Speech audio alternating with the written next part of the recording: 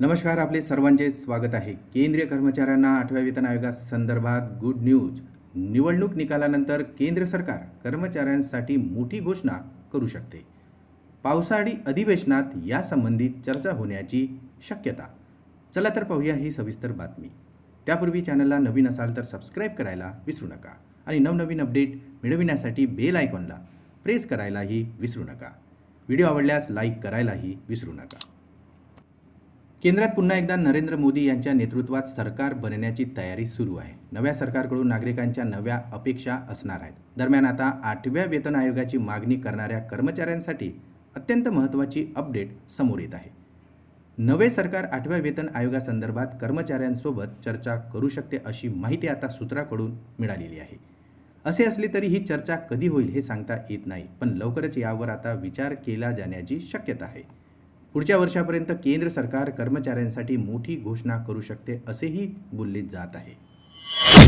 केंद्रीय कर्मचाऱ्यांच्या बेसिक सॅलरीत वाढ होण्याची शक्यता आहे. केंद्र सरकारकडून त्यांना हे मोठे गिफ्ट मिळण्याची शक्यता आहे.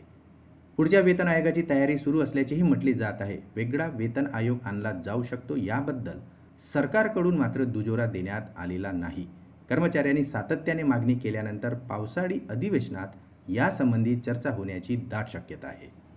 8वा वेतन आयोग मिळाल्यानंतर केंद्रीय कर्मचाऱ्यांच्या पगारात मोठी वाढ पाहायला मिळू शकते. 2 महिन्यात कमिटीची स्थापना केली जाऊ शकते आणि यानंतर कर्मचाऱ्यांची पगारवाढ करण्याची फॉर्म्युला ठरण्याची शक्यता आहे.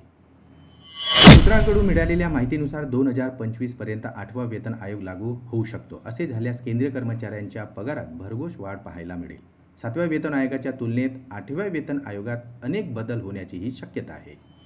7व्या वेतन आयोगाप्रमाणे 8व्या वेतन आयोगात सर्व काही ठीक चालले तर कर्मचाऱ्यांची मोठी पगारवाढ दिसून येईल. कर्मचाऱ्यांचा फिटमेंट फॅक्टर वाढून 3.68% वाढेल.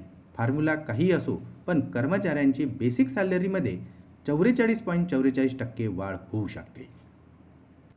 पुन्हा भेटू आमच्या यूट्यूब चॅनलमध्ये नवीन अपडेटसह. तोपर्यंत आनंदी राहा. नमस्कार.